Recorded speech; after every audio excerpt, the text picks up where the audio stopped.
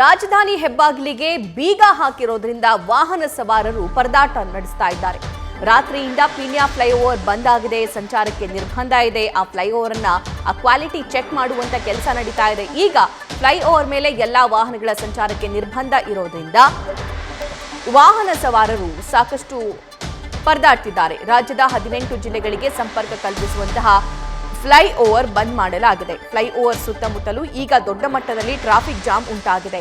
ವಾಹನ ಸವಾರರು ಪರದಾಟ ನಡೆಸಬೇಕಾಗಿರುವಂತಹ ಸ್ಥಿತಿ ಅಲ್ಲಿ ನಿರ್ಮಾಣವಾಗಿದೆ. 3 ದಿನಗಳ ಕಾಲ ಆ ಫ್ಲೈಓವರ್ ಚೆಕ್ ಮಾಡುವಂತಹ ಕೆಲಸವನ್ನ ಅಧಿಕಾರಿಗಳು ಮಾಡ್ತಾರೆ. ಸೊ ಹಾಗಾಗಿ 18 ಜಿಲ್ಲೆಗಳಿಗೆ ಸಂಪರ್ಕ ಕಲ್ಪಿಸುವಂತಹ ದೊಡ್ಡ ಫ್ಲೈಓವರ್ ಇದು ಪೀಣ್ಯ ಫ್ಲೈಓವರ್. ಸದ್ಯಕ್ಕೆ ಅದನ್ನ ಲಾಕ್ ಮಾಡಿದ್ದಾರೆ. ನೋಡ್ತಾ ಇದ್ದೀರಾ, ಯಾವ ವಾಹನಗಳು ಕೂಡ ಅಲ್ಲಿ ಹೋಗೋದಕ್ಕೆ ಸಾಧ್ಯ ಇಲ್ಲ.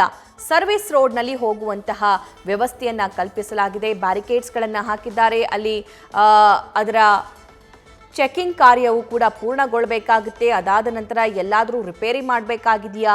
ಸೊ ಈ ಹಿಂದೆಯೂ ಕೂಡ ಪೀಣ್ಯ ಫ್ಲೈಓವರ್ ಬಂದ್ ಆಗಿದ್ದನ್ನು ನಾವು ಗಮನಿಸಿದ್ದೀವಿ. ಹೆವಿ ವೆಹಿಕಲ್ಸ್ಗಳನ್ನು ಅದರ ಮೇಲೆ ಹೋಗೋದಕ್ಕೆ ಅವಕಾಶ ಇರೋದಿಲ್ಲ. ಸೊ ಇಂತಹ ಪರಿಸ್ಥಿತಿಯಲ್ಲಿ ಮತ್ತೊಮ್ಮೆ ಇದರ ಗುಣಮಟ್ಟವನ್ನು ಪರೀಕ್ಷೆ ಮಾಡಲಾಗುತ್ತೆ. ಸೊ ಈಗ ಪೀಣ್ಯ ಫ್ಲೈಓವರ್ನಿಂದಲೇ ನಮ್ಮ ಪ್ರತಿನಿಧಿ ಸತ್ತಾರ್ ಮತ್ತಷ್ಟು ಲೈವ್ ಡೀಟೇಲ್ಸ್ ನೀಡ್ತಾರೆ. ಸತ್ತಾರ್, ಈ ಫ್ಲೈಓವರ್ ಅನ್ನ ಸದ್ಯಕ್ಕೆ ಕ್ವಾಲಿಟಿ ಟೆಸ್ಟ್ ಮಾಡಬೇಕಾಗಿರುವಂತಹ ಸಂದರ್ಭದಲ್ಲಿ ಬಂದ್ ಮಾಡಿದ್ದಾರೆ. ಸೊ ಈಗ ವಾಹನ ಸವಾರರು ಯಾವ ರೀತಿಯಾಗಿ ಪರದಾಟವನ್ನ ನಡೆಸ್ತಾ ಇದ್ದಾರೆ? ಈ ಫ್ಲೈಓವರ್ ಬಂದ್ ಆಗಿರೋದಕ್ಕೆ ಏನೆಲ್ಲ ಸಮಸ್ಯೆ ಆಗಿದೆ ಅಲ್ಲಿ? ಎಸಬ ಪೀಣ್ಯ ಫ್ಲೈಓವರ್ ಬಂದಾದ ಹಿನ್ನೆಲೆ ಇವತ್ತು ನಗರದಲ್ಲಿ ಅದರಲ್ಲೂ ಮುಖ್ಯವಾಗಿ ಪೀಣ್ಯ ಫ್ಲೈಓವರ್ನ ಸುತ್ತಮುತ್ತ ದೊಡ್ಡ ಮಟ್ಟದಲ್ಲಿ ಸಂಚಾರ ದಟ್ಟಣೆ ಉಂಟಾಗಿರುವಂಥದ್ದು. ಸದ್ಯ ನಾನೀಗ ನಾಗಸಂದ್ರ ಮೆಟ್ರೋ ಹತ್ತಿರ ಇದ್ದೀನಿ. ದೃಶ್ಯದಲ್ಲಿ ಗಮನಿಸ್ತಾ ಇರ್ಬೋದು ಯಾವ ರೀತಿ ಚಿತ್ರಣ ಇದೆ ಅಂತ. ಕಳೆದ 10-15 ನಿಮಿಷದಿಂದ ಒಂದು ವಾಹನಗಳು ಮೂವ್ ಆಗ ಕೂಡ ಪರದಾಡಬೇಕಾದ ಪರಿಸ್ಥಿತಿ ನಿರ್ಮಾಣವಾಗಿರುವಂಥದ್ದು. ಜಾಲಲೆಕ್ ಕ್ರಾಸ್ ಆಗಿರ್ಬೋದು, SRS ಜಂಕ್ಷನ್ ಆಗಿರ್ಬೋದು, ಸುತ್ತಮುತ್ತಲೂ ಕೂಡ ದೊಡ್ಡ ಮಟ್ಟದಲ್ಲಿ ಸಂಚಾರ ದಟ್ಟಣೆ ಉಂಟಾಗ್ತಾ ಇದೆ. ಯಾಕಂದ್ರೆ ಪೀಣ್ಯ ಫ್ಲೈಓವರ್ ನಗರದಲ್ಲಿ ಒಂದು ರೀತಿಯಲ್ಲಿ ಸಂಚಾರ ದಟ್ಟಣೆ ಕಡಿಮೆ ಮಾಡಲು ಕಾರಣವಾಗಿತ್ತು. ರಾಜ್ಯದ ಸರಿಸುಮಾರು 18 ಜಿಲ್ಲೆಗಳಿಗೆ ಸಂಪರ್ಕ ಕಲ್ಪಿಸ್ತಾ ಇರೋದರಿಂದ ಪೀಣ್ಯ ಫ್ಲೈಓವರ್ ದೊಡ್ಡ ಮಟ್ಟದಲ್ಲಿ ಸಂಚಾರ ದಟ್ಟಣೆ ಕಡಿಮೆ ಮಾಡಲು, ಅದರಲ್ಲೂ ಮುಖ್ಯವಾಗಿ ನಗರದ ಟ್ರಾಫಿಕ್ ಜಾಮ್ ಅನ್ನೋ ರೋಗಕ್ಕೆ ಒಂದು ರೀತಿಯ ಟಾನಿಕ್ ಅಂತಿತ್ತು. ಆದರೆ ಇದು ನಗರದ ಹೆಬ್ಬಾಗಿಲಿಗೆ ಬೀಗ ಹಾಕಿರೋದರಿಂದ ಸವಾರರು ಪರದಾಡಬೇಕಾದ ಪರಿಸ್ಥಿತಿ ನಿರ್ಮಾಣವಾಗಿದೆ.